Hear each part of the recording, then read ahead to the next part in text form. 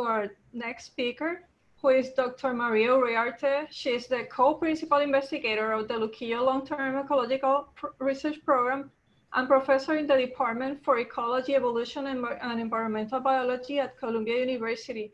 She will be presenting the talk, Impacts of Hurricane Maria and Tropical Forests. Is this the new normal? Thank you, the organizers, for inviting me to give a talk. I'm largely going to talk about the impacts of Hurricane Maria, which was, as you all know, a very severe hurricane on Puerto Rican forest. And this is a work done in collaboration with a number of people, and you can see who they are. So, as you may know by the news, the hurricanes get their energy from ocean heat. And so one of the predictions from climate models is that we are going to see intensified, more severe hurricanes. And that means two things.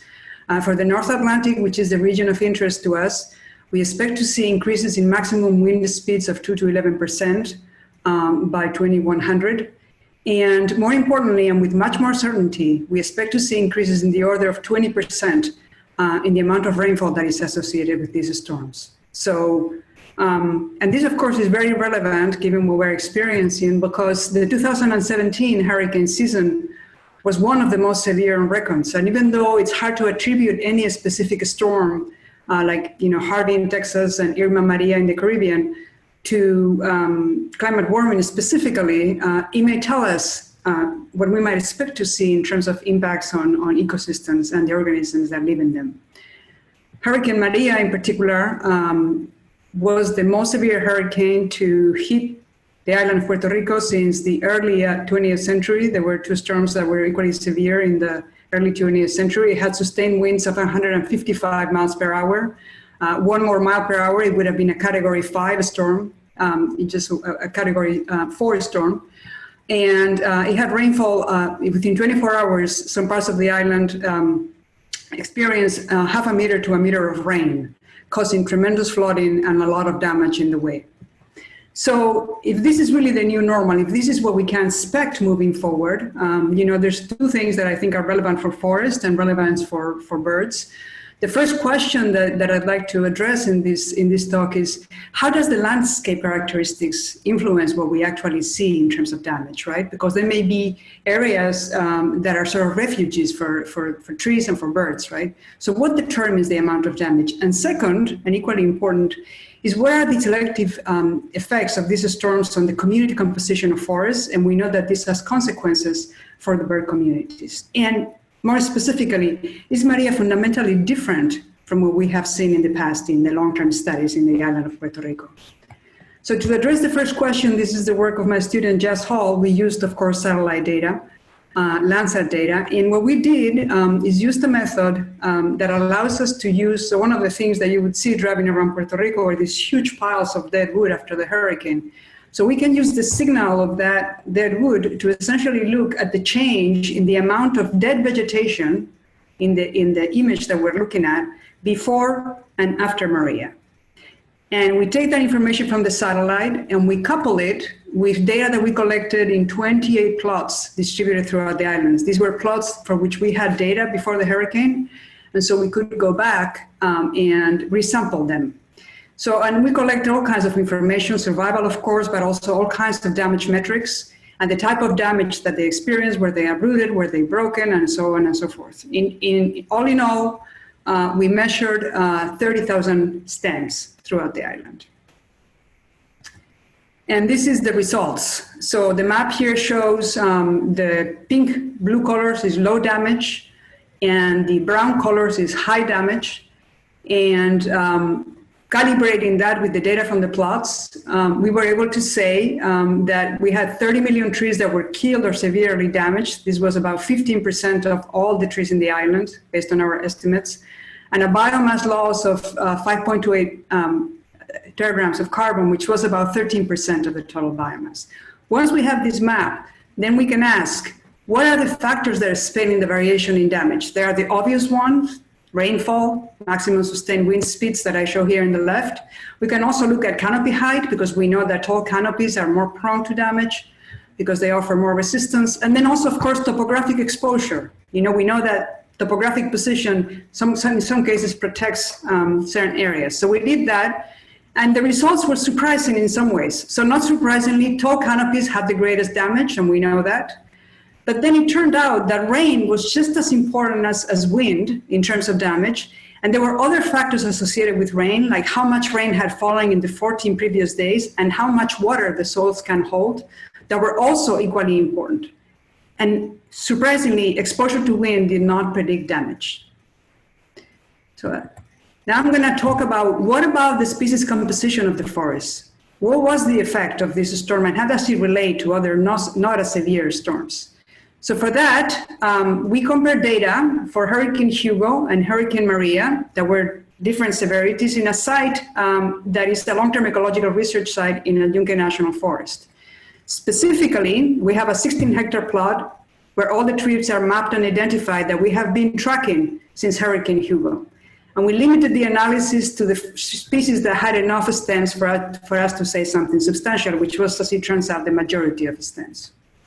This is what we found. And I have three categories here. In the x-axis, what happened in Hugo. In the y-axis, what happened in Maria. And each circle is a species. And what you show here is we saw about double the mortality across most tree species in Maria relative to Hugo. Uprooting, for whatever reason, was about the same.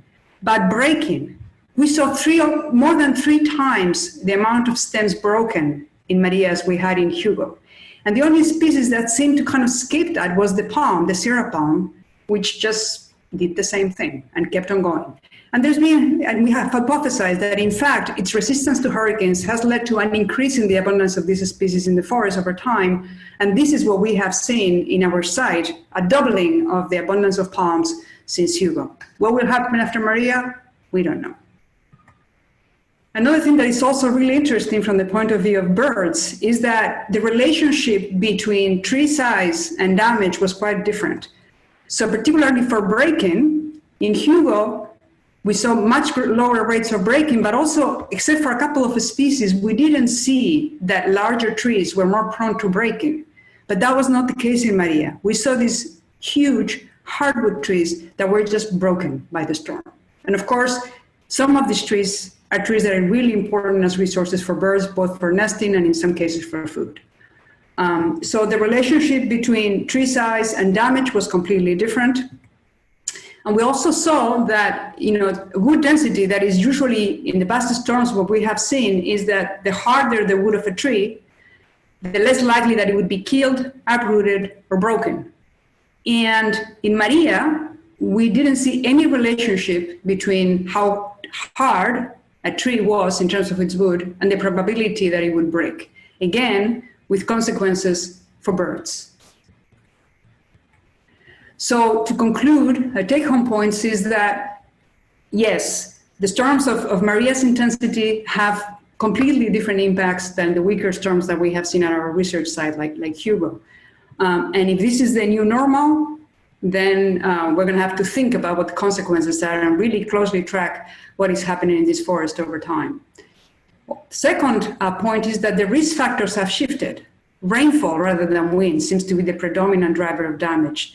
And I want to remind you that the predictions for an increase in rainfall in global change models are far more robust than the predictions for increases in maximum wind speeds. And you also know, if you work in Puerto Rico, that particularly high elevation forests but that are persisting in very steep topography and that have generally high soil saturation levels are also extremely vulnerable to this amount of rain. That these large hardwood trees that birds like so much may just break during these new severe storms. And they ultimately, in the long term, these storms alter forest composition and there are clear winners and losers.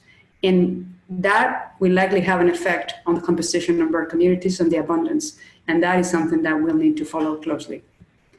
And with that, I'd like to thank all the people that collected the data and our funders. Thank you.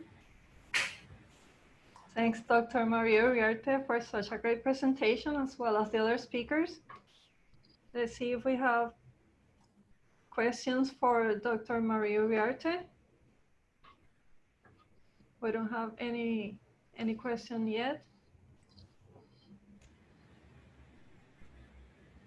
Is there any comment you want to make, Joe?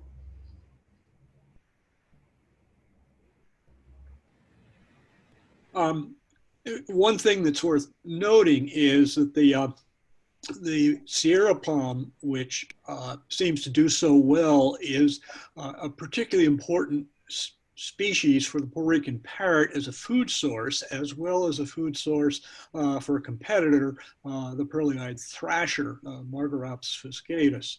Both of those, their breeding is highly associated with the fruiting of this Sierra palm. So that will have some effects there.